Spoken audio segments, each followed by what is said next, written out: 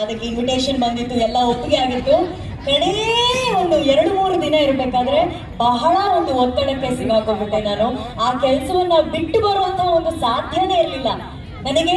ಇಲ್ಲಿ ತಲುಪ್ತೀನಿ, ಈ ಕ್ಷೇತ್ರಕ್ಕೆ ತಲುಪ್ತೀನಿ, ಪೂಜ್ಯರು ಮಾತಾಡ್ತೀನಿ ಅನ್ನೋ ನಂಬಿಕೆನೇ ನಾನು ಕಳ್ಕೊಂಡಿದ್ದೆ.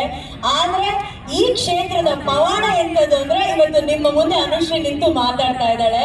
ಇದು ಈ ಕ್ಷೇತ್ರದ ಪವಾಡ ಅಂತಂದ್ರೆ ಇದು ಪೂಜ್ಯರ ಆಶೀರ್ವಾದ. ಅದಕ್ಕೆ ಹೇಳೋದು ಇಲ್ಲಿ ಒಂದು ದಿವ್ಯ ಶಕ್ತಿ ಅಂತ ಹೇಳಿ, ಆ ಶಕ್ತಿಗೆ ನಮಿಸ್ತಾ ಪೂಜ್ಯರಿಗೆ ವಂದನೆಗಳನ್ನ ಹೇಳ್ತಾ ಇವತ್ತು ಈ ವೇದಿಕೆಯಲ್ಲಿ ನಮ್ಮೆಲ್ಲರಿಗೂ ಒಂದು ನಿಂತು ಮಾತಾಡೋದಕ್ಕೆ, ಹಾಡೋದಕ್ಕೆ ಅವಕಾಶ ಕೊಟ್ಟಿರೋದು ಗುರುಗಳು. ಗುರುವಂದನಾ ಕಾರ್ಯಕ್ರಮ ಇದು 40ನೇ ಗುರುವಂದನಾ ಕಾರ್ಯಕ್ರಮ. ಪ್ರತಿ ಬಾರಿ ನಾವು ಈ ವೇದಿಕೆಯಲ್ಲಿ ಕಾರ್ಯಕ್ರಮ ನಡೆಸೋದಕ್ಕೆ ಬಂದಾಗೆಲ್ಲ ಹೊಸ ಹೊಸ ವಿಚಾರಗಳನ್ನ ನಮ್ಮ ಭಕ್ತರಿಗೋಸ್ಕರ ಮಾಡಿದರೆ, ಇಲ್ಲಿ ಸೇರಿರುವಂತ ಸಾವಿರಾರು ಭಕ್ತರು ಬಂದಿರೋದು ಕೇವಲ ಪೂಜ್ಯರಿಗೋಸ್ಕರ. ಇವತ್ತು ಆ ಪೂಜ್ಯರಿಗೋಸ್ಕರ 40ನೇ ಗುರುವಂದನಾ ಕಾರ್ಯಕ್ರಮದ ಈ ಒಂದು ಸಂದರ್ಭದಲ್ಲಿ ಖ್ಯಾತ ಗಾಯಕರಾದಂತಹ ವಿಜಯ್ ಪ್ರಕಾಶ್ ಸರ್ ಹಾಗೂ ಅವರ ತಂಡದವರು ಗುರುಗಳಿಗಾಗಿ ಗುರುವಂದನಾ ಕಾರ್ಯಕ್ರಮದಲ್ಲಿ ಒಂದು ಹಾಡನ್ನ ಅವರು ಡೆಡಿಕೇಟ್ ಮಾಡ್ತಾ ಇದ್ದಾರೆ. ಇಷ್ಟು ಭಕ್ತಶ ನಿಂತ್ಕೊಳ್ಳಿ.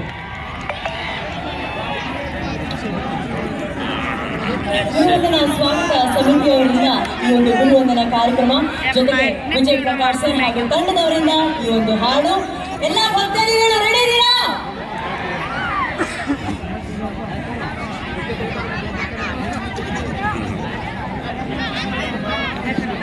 ಮರೆಯದ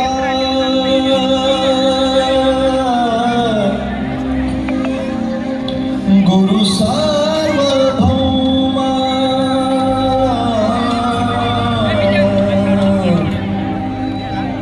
ಮರೆಯದ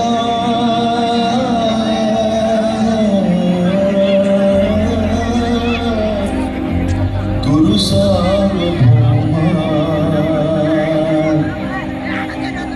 ದಿಗಂತಕ್ಕೆಲ್ಲ